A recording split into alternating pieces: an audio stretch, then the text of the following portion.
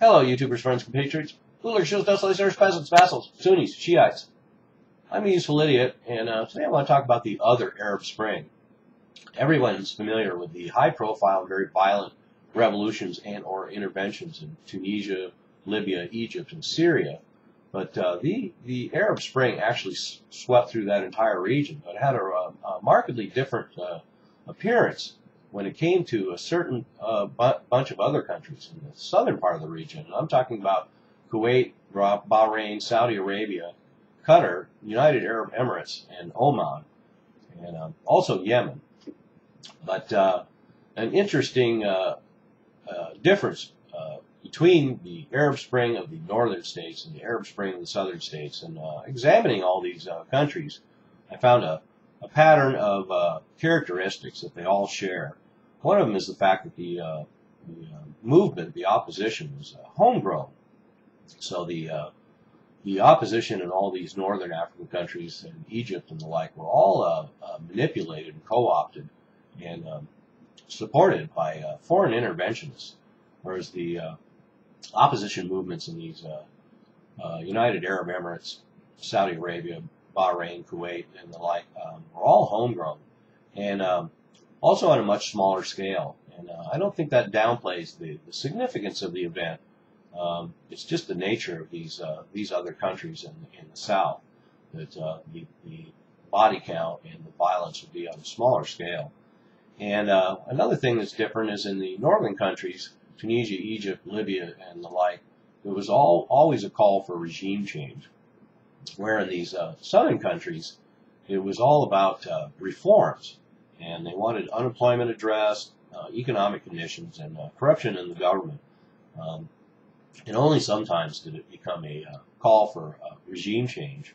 And another difference, of course, too, is in the north, all these populations had arms readily available. So there's a lot of armed opposition in the north, once again, thanks to a lot of foreign interventionists. But the populations in the opposition in the southern countries was, for the most part, unarmed. And last but not least, the thing that ties together all these overlapping characteristics is the allied, their alignment with the United States and Israel. So this axis of Saudi Arabia, Israel, and the United States plays a huge role in this area, and helps to lead to a lot of the stability. You have this low levels of Islamic radicalism in this region, and so it lends to a stability, and hence the low body counts and the lack of any significant revolutionary changes. So let's get to some of these countries. First of all, it's Saudi Arabia is the main one. So once again, we have a Sunni monarchy, an oppressed Shia minority, which is 10% of a population of 28 million. So Saudi Arabia is one of the more populated countries in this region. So in the Arab Spring uprising happened there, and let me remind you that even peaceful protests are banned in Saudi Arabia. So the fact that they happened at all is significant. And 723 arrested, 71 civilians were shot, 14 killed, 32 police officers shot, 2 killed. And so these regimes have something in common with their northern neighbors, and that's the fact that the autocratic monarchy brutally puts down any opposition whatsoever. But Saudi Arabia had their uprising, there was some bloodshed, and then King Abdullah had the wherewithal to come up with a $130 billion national spending package with wage increases for government workers, easy mortgages, 500,000 new homes, and a huge expansion of unemployment benefits. So you got to hand it to King Abdullah. He knew how to nip a revolution in the bud. And then we have Kuwait. Of course, everybody's familiar with Kuwait as the target of Saddam Hussein and Iraq's invasion in the 90s. And Kuwait is another country that was part of the Turkish Ottoman Empire in the 19th and 20th centuries, and is an artificial creation. It was a British protectorate for years and only became independent in 1961. And they have the 5th largest oil reserves in the world, so they're a good buddy of the United States and Britain and Israel. So interesting note, though, that Kuwait was part of a string of these monarchies that are constitutional monarchies or emirates, but hardly are democratic at all. We'll get back to that later. So in Kuwait, we have very peaceful uprisings as well, but it's met with tear gas batons and mass detentions as well. So all these monarchies have this in common. And once again, we'll get to the point of that later when I finish discussing. So in Kuwait, recently we also had the opposition-dominated parliament that was more Islamic and more secular, that was, or more Islamic and more radical, that wanted to take Kuwait in a different direction. Of course, the emir just dismissed them, as the emir had done in the 60s and 70s and 80s. In fact, this is the fourth time in 7 years that the emir has dismissed parliament. So these countries are all very autocratic and will tolerate a certain amount of democracy until it becomes inconvenient.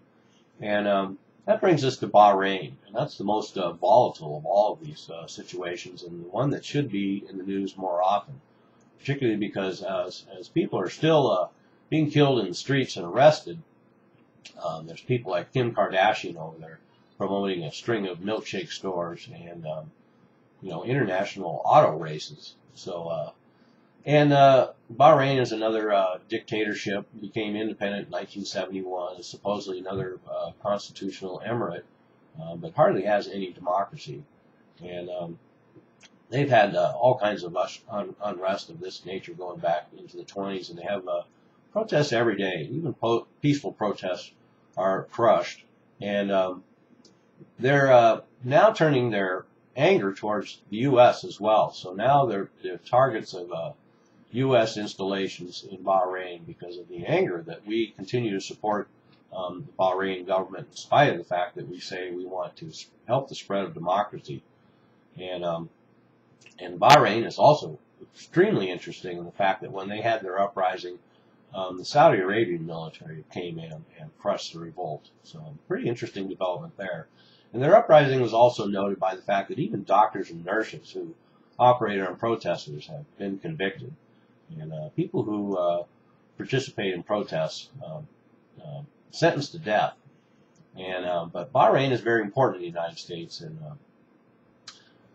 France and Britain and Israel and Saudi Arabia, because the U.S. Fifth Fleet is stationed there. So we're not going to hear much about it. It's very unfortunate, because my hat's off to the Bahrainian people and the protesters, because they have a lot of perseverance and dedication, much like what we see in Egypt. And in Bahrain, initially, it was just about political freedom and equality for the majority Shia population. But, of course, with the brutality, it expanded to the call for the end of the monarchy. Same thing we saw in the northern countries that experienced the Arab Spring.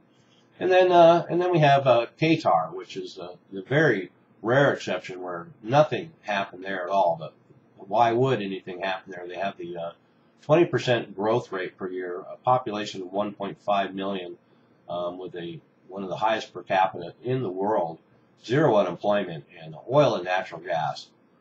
So interestingly, they became a player in some of the recent negotiations in that region, getting quite a high profile considering such a small country.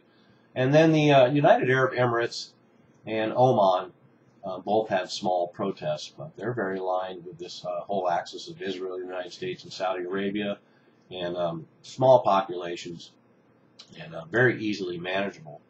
And Yemen being the notable exception.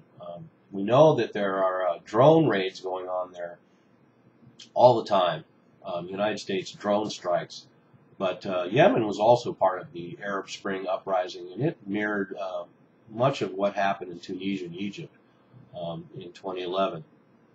And there was a lot of bloodshed there, and a lot of the same sort of issues, initially being unemployment, economic conditions, and corruption, and then calling for regime change. And they succeeded. Had their first democratic election in February of 2012, and President Saleh was deposed after 33 years. And that's that other common thread between these countries and all the other countries in the northern Arab Spring.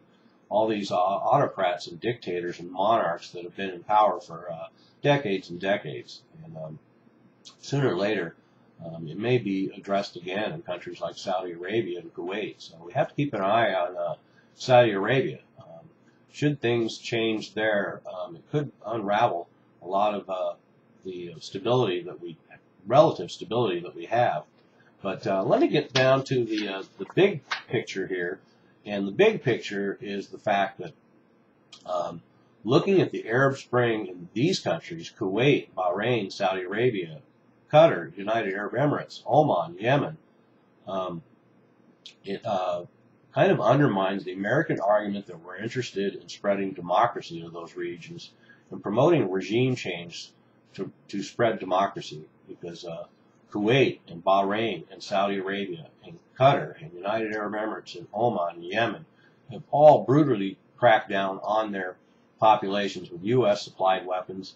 We have U.S. military in pretty much all of these countries, and these are not democratic countries. And Saudi Arabia is, for example, like I mentioned earlier, that even peaceful protests are banned. They have strict Islamic law, public beheadings, certainly no women's rights, and we see that in all of these countries. So the argument about spreading democracy in the Arab Spring doesn't hold much water. But I guess as long as you play ball politically and support attacks on the other countries in that region, then all is fair in love and war. So there you have it, the other Arab Spring. So for now, just keep Bahrain on your radar. And I know it's getting a high profile again in the alternative press, and it's good to see. I'm a useful idiot. Don't you be one too.